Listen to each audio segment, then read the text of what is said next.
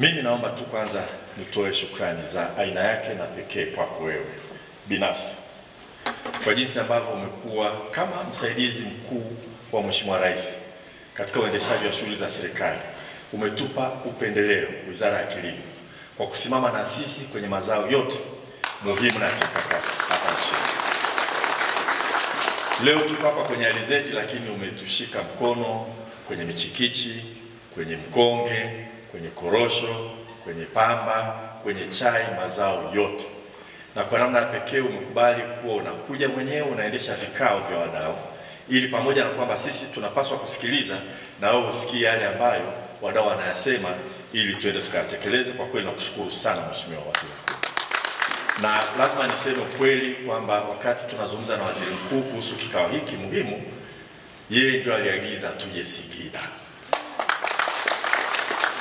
Alisema chagueni Singida, chagueni siku ya weekend ambapo bunge halipo, ili yeye mwenyewe aje aongoze kikao hiki. Mheshimiwa Waziri Mkuu, asante sana. Na kweli Singida pazuri. Mheshimiwa Waziri Mkuu, katika mazao yote umekuwa ukitupa mwongozo wa kuyaendeleza, na yale ya kimkakati umekuwa ukija mwenyewe. Lakini katika swala la mafuta ya kula ulianza na kampeni ya michikichi na inakwenda vizuri Kigoma na katika mikoa mingine, ikiwa ni pamoja na kusambaza mbegu kwa ajili ya kilimo cha mchikichi. Lakini kwa sababu ya hii crisis ya mafuta ya kula iliyotokea sasa hivi, kwa sababu ya hii crisis ya mafuta ya kula ambayo imetokea sasa hivi, uliamua kwamba sasa tufanye kikao cha wadau kwa ajili ya kuzungumzia swala la alizeti na kuhakikisha kwamba kwa sababu zao hili linakuwa haraka sana, basi tuhakikishe kwamba tunakuja tunazungumza, tunaweka mikakati ya muda mfupi, na ndani ya mwaka mmoja tuhakikishe tunazalisha alizeti ya kutosha.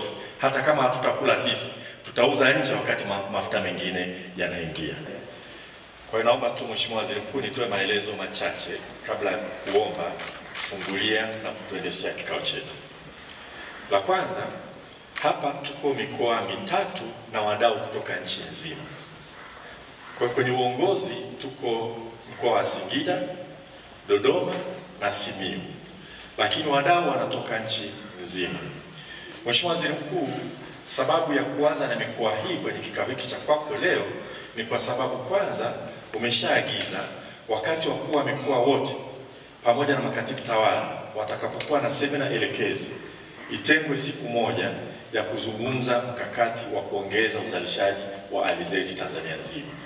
Kwa sababu kampeni yako hii Mheshimiwa Waziri Mkuu ni ya nchi nzima, sio ya mikoa mitatu tu. Hii mikoa mitatu ni ile ambayo Wizara ya Kilimo imeamua kuichagua kwa ajili ya kutoa huduma bora za ugani kwa namna ambayo hatujaitoa kwa muda mrefu. Tunaongeza huduma ya ugani nchi nzima. Tumeongeza bajeti ya huduma ya ugani kutoka shilingi milioni 603 kwenda shilingi bilioni 11.5. Na hili tumeongeza bila kuongeza fedha zinazokuja kwenye Wizara ya Kilimo.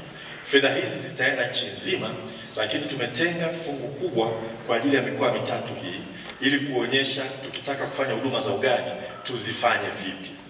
Tulichagua mkoa wa Dodoma na Singida na Simiyu pamoja na mambo mengine kwa sababu humu namo kuna mazao kwa ajili ya mafuta. Alizeti Dodoma na Singida, karanga ipo Dodoma, pamba iko Simiyu, alizeti iko Simiyu. Kwa hiyo naomba tusichanganye. Mikoa mitatu tuko hapa kwa ajili ya uwakilishi tu. Kampeni ya Waziri Mkuu ni ya nchi nzima ya mikoa yote. Na mikakati itakayowekwa hapa ni ya nchi nzima na ni ya mikoa yote. Nguvu ya pekee kwa ajili ya shughuli za ugani kwa kuanzia itakuwa ni kwa ajili ya Singida, Dodoma na Simiyu, ambapo tutahakikisha mabwana shamba wote tunawahakikisha wana mashamba darasa yapo, wana pikipiki, wana soil kit analysis hiyo aliyosema Mheshimiwa Mbunge, kuhakikisha kwamba tunapima ardhi na kuhakikisha kwamba tunajua tutumie mbolea gani na kadhalika na kadhalika. Lakini kwa mfano pikipiki ambazo tunanunua pikipiki 1500 tukiwapa kwa bwana shamba wote wa Simiyu, Singida na Dodoma zinabaki. Kwa tutazigawa katika mikoa mingine kwa nguvu kidogo, lakini nguvu kubwa itakuwa mikoa hii. Kwa kuamini Mheshimiwa Waziri Mkuu, baada ya mwaka mmoja matokeo tutakayoona hapa tutaweza kutoa ushawishi kuongeza bajeti ya shughuli za ugani kwa nchi nzima ili kuboresha kilimo chetu. Jambo la pili ambalo ningeomba nilitolee maelezo kidogo, Mheshimiwa Waziri Mkuu, ni changamoto za sekta ya mafuta ya kula, hasa alizeti, ambao najua wadau watazungumza hapa. Viwanda vya alizeti tulivyo navyo vyote vina operate under capacity. Viwanda ambavyo najua kwa mfano Pixas umewatembelea pale Mheshimiwa Waziri Mkuu, wao wana operate chini ya 50%. Mount Meru nadhani 25%. Kwa hiyo viwanda vinashindwa kufanya full capacity kwa sababu havina malighafi. Hakuna mazao ya alizeti ya kukamua. Alafu Mheshimiwa Waziri Mkuu, tuna wakulima wanatafuta hela, wana ardhi ya kulima alizeti. Kwa sababu ya kutokujenga muunganiko mzuri kati ya processors na wakulima na kuongeza facilitation, tunaacha umaskini kwenye maeneo yetu, halafu tunaagiza mafuta ya kula kutoka nje. Sasa hivi alizeti hapa ndani ndio inatupa mafuta ya kula 43% kwa nchi nzima. Lakini uwezo wa kuzalisha mafuta na kuuza nje upo. Wakulima wanaotaka kulima wapo. Wakamuaji wanaotaka kununua alizeti wapo. Lakini mafuta tunaagiza kutoka nje. Kwa hiyo mkutano wako mkuu hapa Mheshimiwa Waziri Mkuu ni kutafuta zile changamoto, kwa nini tunakwama wapi? Kwa nini wenye mashamba hawalimi? Wenye viwanda hawapati malighafi ya kutosha? Wakulima wanahitaji fedha, hawapati fedha hizo. Baadhi ya changamoto ambazo tunazijua ni kuunganisha wakulima na wenye viwanda. Baadhi ya viwanda umesikia Mheshimiwa Waziri Mkuu vimejiongeza vyenyewe. Pixas wana mikataba na wakulima Manyara na sehemu mbalimbali, na viwanda vingine ambavyo vimetembelea pale nje. Wizara inataka ishike sasa hili kuhakikisha kwamba huu muunganiko huu tunausimamia na kuongezea nguvu. Kwa mkulima analima akijua soko liko wapi. La pili Mheshimiwa Waziri Mkuu, mbegu. Bahati nzuri umesikia pale. Wakulima wengi wanalima alizeti, alafu wakivuna wanatumia mbegu zile kuotesha tena.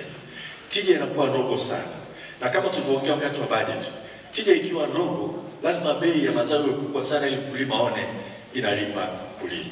Lakini tija ikiwa kubwa, hata kama bei ya mazao itashuka, kipato cha mkulima kinaweza kaongezeka.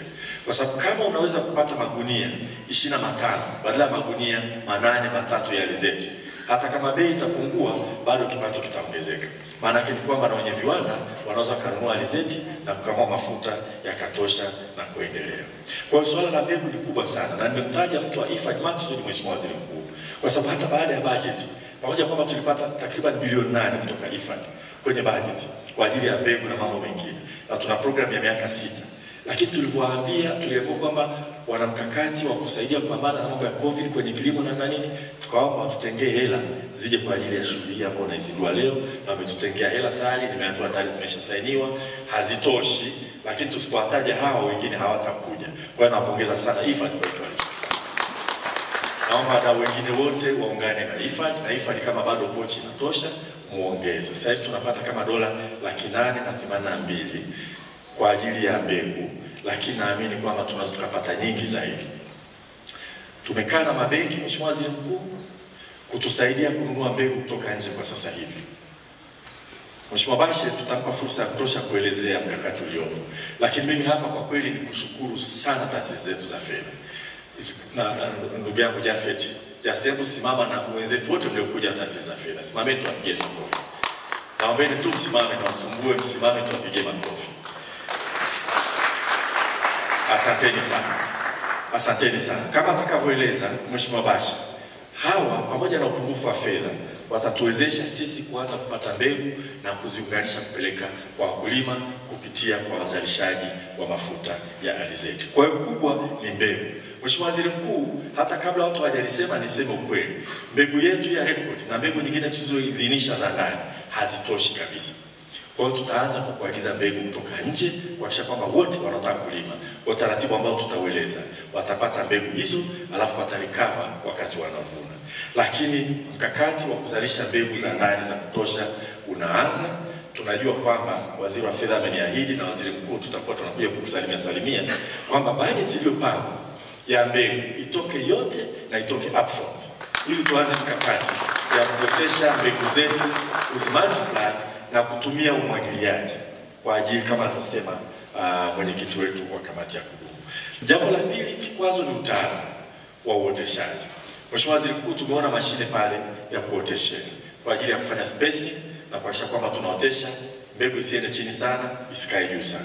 Sasa hilo swala la ugani ambalo tumesema tutalifanya katika mikoa mitatu, tutahakikisha tunaweka mkakati wa kulifanya kwenda kwa wakulima wote wakubwa na AMCOS ambazo tutaingia mkataba, hata kama ni nje ya Singida, Dodoma na Simiyu.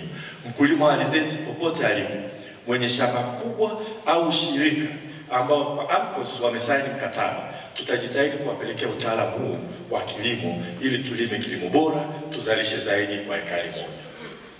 Kingine Mheshimiwa Waziri Mkuu, ni mechanization. Uhaba wa mashine za kuoteshea. Kuotesha manual ni kazi kubwa sana. Na vile vile utakosea kuweka spacing. Tutaongea na hao wenzetu waliokuja hapa, nadhani Mshobozi kama sikosei alikuwa anakuonyesha mali kuhusu yale mashine, na wenzetu wote tuone tukikaa na mabenki tunawezaje kusambaza hizi centers ambazo watu wanaweza wakakodisha hivi vituo mashamba makubwa na mashamba ya AMCOS. La mwisho Mheshimiwa Waziri Mkuu, ni ukosefu wa mtaji wa kuwekeza na mtaji wa kufanyia kazi. Capital for investments and working capital. Changamoto kubwa, mtu akipata shamba kubwa anahitaji fedha kulisafisha, anahitaji fedha kuotesha, kununua mbegu, kulilinda, kununua viuatilifu na kadhalika, na mpaka kuvuna. Hilo nalo tutakaa na wenzetu wa financial institutions na wadau wa maendeleo, tunawaalika washikane na sisi mkono ili tuweze kulitatua. Kwa hiyo Mheshimiwa Waziri Mkuu,